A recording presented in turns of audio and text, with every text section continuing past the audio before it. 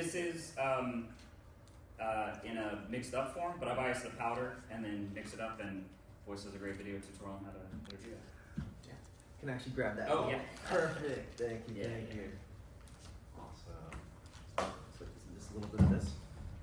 All right. So I'm going to be talking about, or Matt very much discussed MC on like before the folding process, and of course all the way back to before the paper process.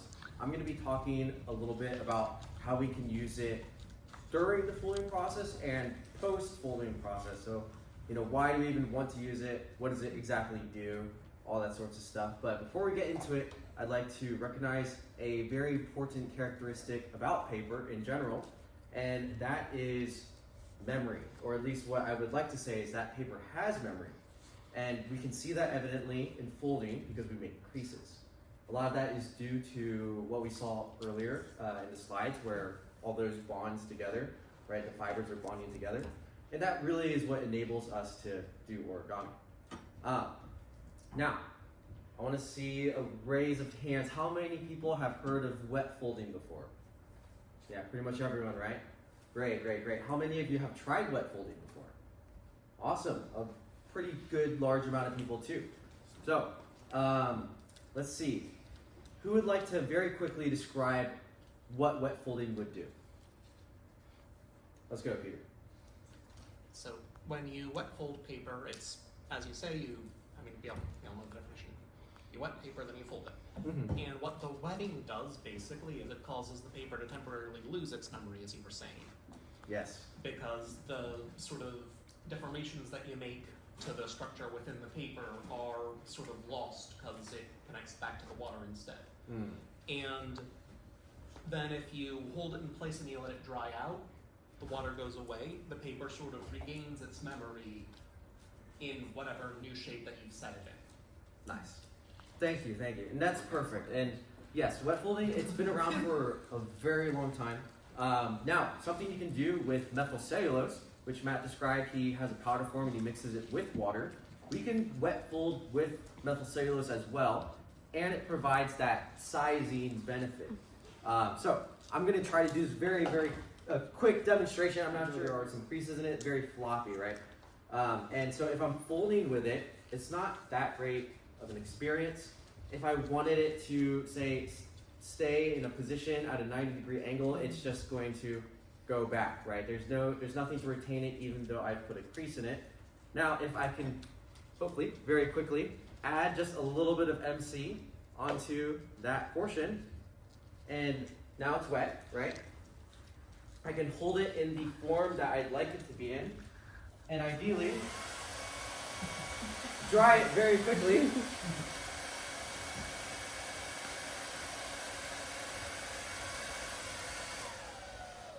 Okay, and generally we would let it dry maybe naturally or a little bit longer. It's going to now kind of hold, right? So this is what we can do while folding and post folding. So here are some designs. I actually taught this yesterday, just as an example. I have my swordsman design.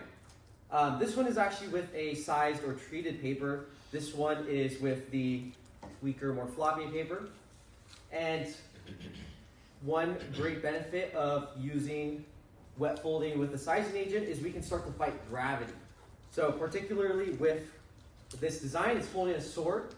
We would like the sword ideally to maybe be held upwards, but without any sizing agent, right, the gravity is going to start pulling it down, and especially if you're using a larger paper, it's really just going to kind of flop and hold to the side. But if we look at this one, right, I can actually just even hold the sword, and it's almost strong enough to hold the whole model up on its own. So that is one of the great reasons we would like to use this sort of stuff during the folding process or after the folding process. It can help us achieve our desired folding form and or make it easier or more enjoyable during the folding process itself. So that's kind of my explanation on what it's been used for now. In many of those crazy complex models you might be seeing in the exhibition right now from like Brian Chan or Chris Conrad or our special guests have this sort of technique in them. And it also helps it survive that travel distance so we can display them and not worrying about the wind really knocking them over or ruining the folds. But with that, I believe we can start transitioning to demo where you can kind of try some of this stuff. Over there, Matt, he's got his whole setup. And over in my section, I'm going to just start giving you the experience on sizing some paper. And we can use some of these cool scraps that Matt has provided over here, which is actually very nice to use. So, I have yeah. a question. Would you care to share some recipe for the ratio of MC plus water? Oh, that's a good and how to question. prep it? Yes, so my favorite answer to that is that there is no recipe. It's more so that you observe the consistency of this. So if I even hold this up right now, you can see the MC kind of starting to drip down, but it's very viscous or thick, I guess. And the thicker the MC, the better it is for shaping.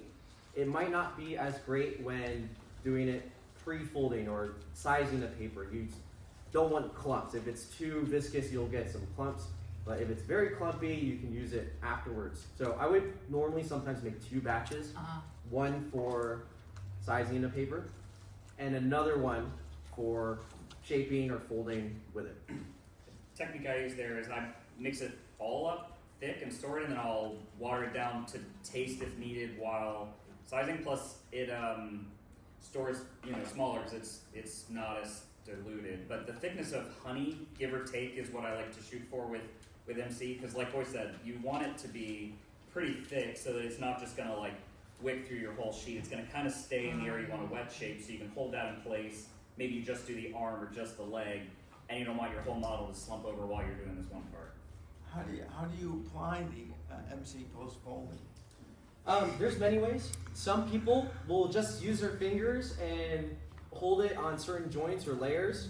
You can use a tiny paintbrush if you need more precise parts, because yeah, like Matt said, we don't want to get this whole thing wet at a time. Maybe I only want to do this small part of the model, right? So some sort of precision tool. Yesterday I had a bone folder that can help apply. Any sort of thing that you can get creative with. I found metal nail files work really well because you get it behind, especially like box pleated models have a ton of layers in there. So metal nail file lets you just kind of slide between each of the layers. You wet it just slightly to absorb each of those. And that will form a protective coating on it. Pretty much, yes. And it's kind of in, not as much of a coating. It's still kind of inside. It's not a little different than like spraying a clear coat protector on it. Now, is some kind of spray used afterwards? I've seen people still use that. I don't really need to use it on this. I'll let people come up and touch this so you can feel the difference. And you'll see you don't really need a protective coating. It could work if you're in a more humid environment or if it's going to be outside. I'd probably spray it with some other thing, but it's pretty good on its own. Yeah, sizing by definition is a water repellent. That's why watercolor paper has external sizing on it to prevent it from just like completely turning the whole paper a certain color, kind of sits more on the surface. MC does that for origami paper, so it holds up better over time to humidity and stuff. So it does kind of act like a protective barrier in some ways. So some of the models to me look like there's some kind of sheen to them, like the dragon with the wings, with the flowers on it. Yeah, I think kind of glossy. I wonder what that is. with enough use of this, you might get that starting to show. Might even be the type of paper he used just naturally. Like if I used the shiny side of this paper, it would just naturally look like that. Okay. So if you see like that's Pay's model, right? So Yeah. if you ask Pay, he might be able to give you more info. But yeah, again, everyone's got kind of different techniques with the type of paper. Wax. So I have a question. This was just like. Oh, sorry. Sorry, I put it. Let's go one and then two. So what would be the benefit of using MC over, say, Elmer's glue or some other? Great. I was waiting for that question actually. So the question was, what's the difference between using MC for shaping versus a glue like white glue, Elmer's glue, super glue, all that kind of stuff. And the reason why I mentioned wet folding before is shaping with methyl cellulose is more similar to wet folding, right? You can get something wet, hold it in place, let it dry, and it preserves the memory, it creates new paper memory. Versus glue as an adhesive, the shaping and strength comes more from sticking something together. So a lot of times, if you're using glue if I were to do the same purpose as this, I would need to be sticking the paper layers to something that would hold it in place versus just letting it float in place. So it's a little slower, but I sometimes like the freedom of just almost sculpting or positioning it and letting it dry instead of having to stick something to something else. I just want to quick add to that. Methyl cellulose also is very this isn't going to matter to a lot of people, but it's very conservation friendly. Like it's acid free, it lasts forever, all that stuff. Whereas white glue typically does not.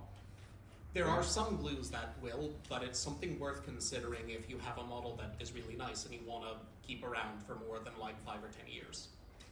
Great point. Can you use MC as an adhesive? Can it be done? If you want to With stick the to a piece of viscous force enough things. type of MC, it does work as an adhesive. You could. A lot of duo sheets, that's kind of the point, is to kind of stick them together. It's not as sticky, so if you wanted just to stick something together, it'd probably be better to use glue than a super thick methyl cellulose. But you could, in theory, do that. And actually, the benefit of that would be maybe you can then re-wet and unstick, so you have a almost reversible glue. Let's go with the question over here. Once you've finished applying methyl cellulose, Mhm. how do you hold it in place? Just with your hands? Yeah, a lot of times it'll be my hand, and I'll have a hair dryer, right? And I won't be as close as I was in my demo, but I'll hold it there for a few minutes. Other times I'll have to be patient if it's something very fragile. I'll just watch a TV show and hold it in place and let it air dry. Other things you can do is you can tie wires around or have other sort of structural supports. You just don't want those wires on the place that's wet, or you'll carve in the remaining things like that. I would recommend. Oops, sorry. To add on that, I just want to say a technique I found works really well, especially for insects. I mount most of my insects at home in a shadow box, so I have them up against a flat surface. So what I'll do is kind of lay them out, put the legs in the position I want, and just use a painter's tape or something that I know is not going to hurt the paper, but it holds it in place. I wet all the joints and I can kind of shape it there, and then the painter's tape can act just like 10 sets of hands.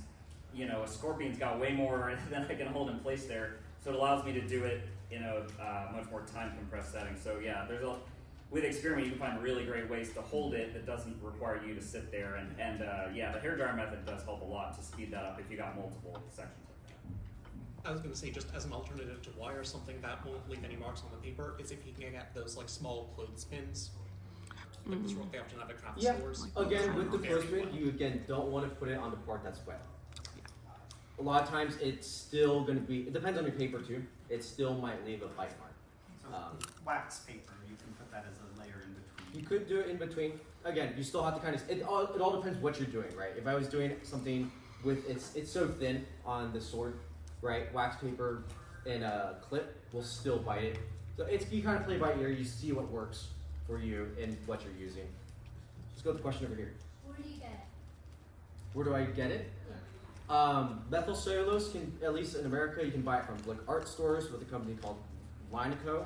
It's a little more expensive for that kind of powder, but I think if you go on Amazon, you can find a big bag of carboxyl methyl cellulose for $8. You just look it up; it's everywhere. Yeah, there's several. I get most of mine on Amazon. I think the brand is Pure, but if you just see one that's 100% methyl cellulose, you can usually I get a bag of powder that's yay big and pretty affordable. Another good place is Talas. It's a paper and book binding store here in New York, but you can order online from there. The shipping is pretty reasonable when you consider how cheap the cellulose is.